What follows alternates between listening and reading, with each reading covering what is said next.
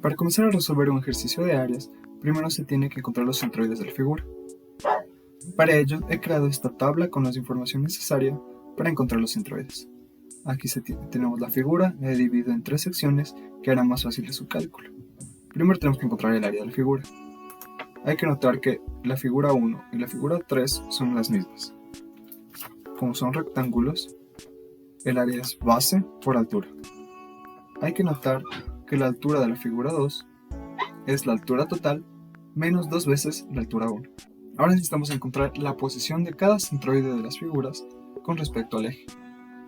Para ello, tenemos que recordar que los centroides se encuentran justo en la mitad de los rectángulos.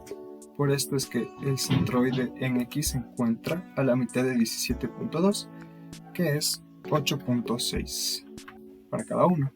Y la posición del centroide en Y para la primera figura sería 18.29, para la segunda es 10.1 y para la tercera es 1.91, siendo esta la mitad de 20.2, 1.91.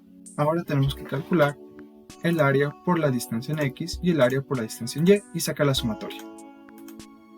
Y a partir de esto se usa esta fórmula de los centroides, donde se toma la sumatoria del área por la distancia en X para el área y se encuentra el centroide, y para Y se hace lo mismo, y aquí tenemos la localización del centroide de la figura total, que es el centro mismo de la figura.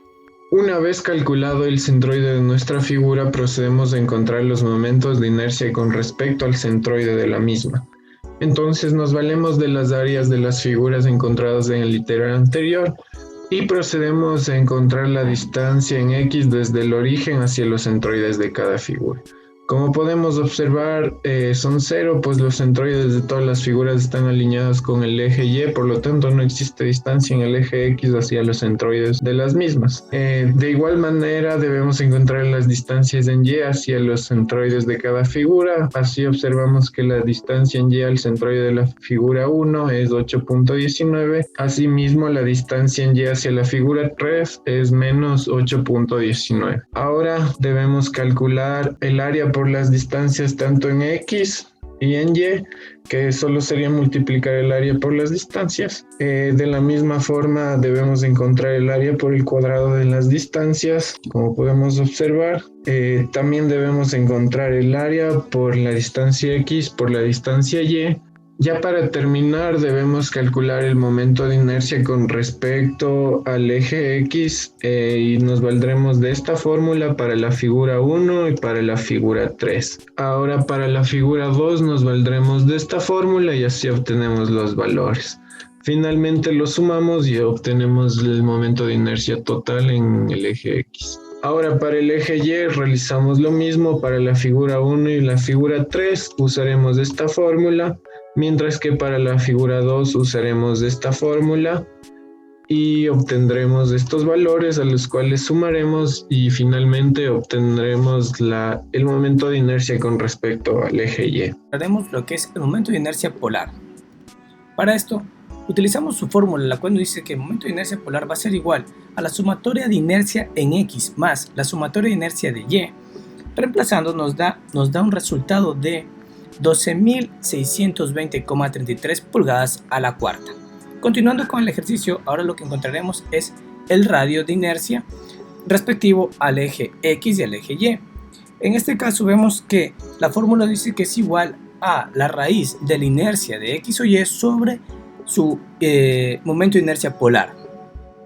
Comenzamos a reemplazar los datos y vemos que en X nos da 7,620555 pulgadas y en el radio de giro de inercia en Y es de 4,491473 pulgadas. Vamos a continuar con el ejercicio y ahora tenemos que encontrar lo que es el momento de inercia máximo y el momento de inercia mínimo. Para esto tenemos que encontrar el perfil de nuestra figura. Y utilizaremos la fórmula que dice que el perfil va a ser igual a la inercia de X más la inercia de Y dividido para 2. Reemplazamos sus datos y nos da un resultado de 6.310,163 pulgadas. Una vez con esto podemos comenzar a calcular lo que es la inercia máxima y la inercia mínima. Como vemos tenemos todos sus datos ya resueltos y encontrados, lo cual solo nos tocaría reemplazarlos de manera fácil y obtenemos que la inercia máxima es de 9.366,571 pulgadas y la inercia mínima es de 3.253,756 pulgadas. Una vez que acabamos de realizar todos los cálculos, procedemos a comprobarlos con el programa AutoCAD. En este caso vamos a graficar la figura con las medidas respectivas de viga W. En este caso ya tenemos graficada nuestra figura con polilínea y tenemos que también está centrada en el origen del AutoCAD. Entonces, si escribimos MassProp, seleccionamos nuestra figura, podemos observar que se nos despliegan todas las propiedades de este elemento. En este caso, tanto el área, los momentos de inercia, como los radios de giro, son idénticos a los que hemos calculado de manera manual.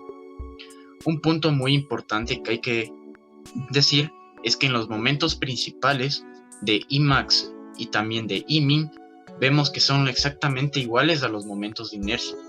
En esto, ¿qué quiere decir? Significa que nuestro ángulo principal es 0. Esto a su vez representa que si aplicamos una carga totalmente vertical en nuestro elemento, es donde existirá la menor deformación en él.